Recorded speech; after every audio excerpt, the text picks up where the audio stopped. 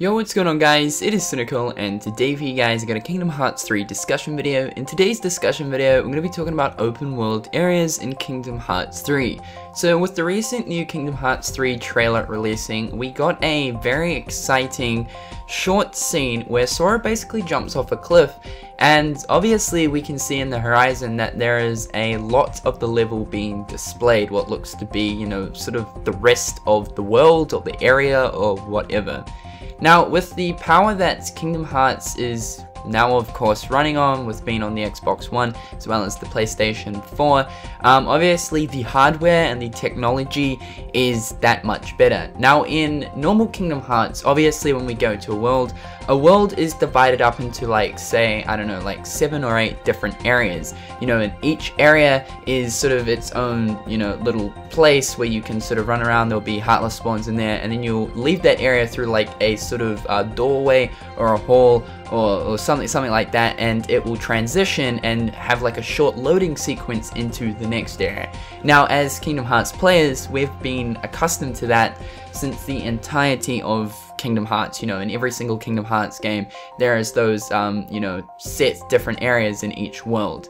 But is it possible that in Kingdom Hearts 3 for the worlds, each world is just going to be one big massive area, and the only load times will be exiting and, you know, obviously leaving a world and entering a new world? Will that be it? Will each world have its own open world area, just one area, no loading times, anything like that? I feel like it really is possible. Like I mentioned, the technology, the hardware and all that, it's possible to do that now. And also from that pretty short scene that we saw in the Kingdom Hearts 3, you know, in the new trailer, we saw that when Sora jumps off, we can see like a lot of the level. The draw distance is absolutely beautiful, and it appears that like he can land at the bottom of that cliff. You know, obviously, you know, in Kingdom Hearts there really isn't any fall damage or anything like that, so that doesn't really need to be taken into account. I think this would really benefit the series a lot. I don't really think it would change up too much, you know, of the game, having its, you know, worlds in one massive open world area rather than having, you know, 7 split different areas with you know, exits and entries and stuff like that. I don't think it would be, you know, too impactful, you know, towards the actual game itself. And in fact, I think it'd be pretty cool. I think you know, what would need to be taken into consideration would most definitely, you know, how would sort of respawns and stuff like that work, like how would Heartless respawns work, you know, and stuff like that. That's another thing, because obviously in the previous games where you would go into one sort of area, you'd kill all the Heartlesses, and you'd go to another area, kill those Heartless, then go back to that area, and they would have respawned. You know, how will the spawn system work? You know, will the Heartless sort of respawn after a set, you know, number of minutes or something like that?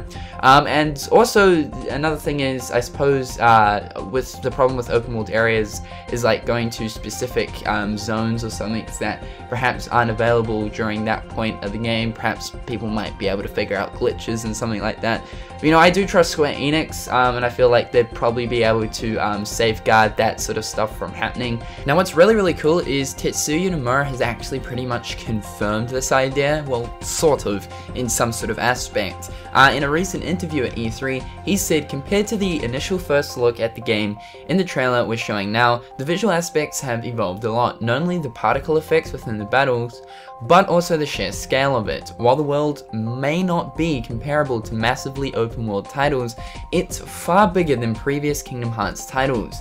There's a huge decrease in load times too. In previous games, you'd run to the end of an area and it would go dark before transitioning to the next stage.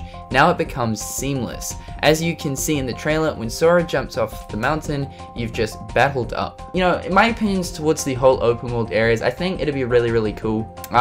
You know, we haven't really ever had an open world aspect to Kingdom Hearts, but definitely, you know, areas in themselves have to be bigger and more expansive this time around in Kingdom Hearts 3, because like we saw in Dream Drop Distance most definitely has the biggest areas, you know, set areas in comparison to all of the Kingdom Hearts game.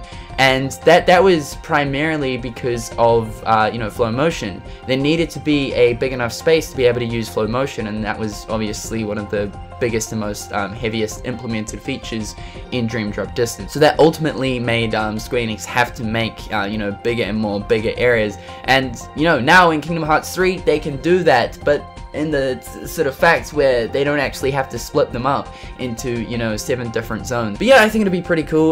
You know, a slight open world experience to Kingdom Hearts would be pretty decent. I just don't really think the whole loading times in the worlds going between areas is too necessary, really. I don't think it'll impact the game that much, so yeah, that's how I really feel about it.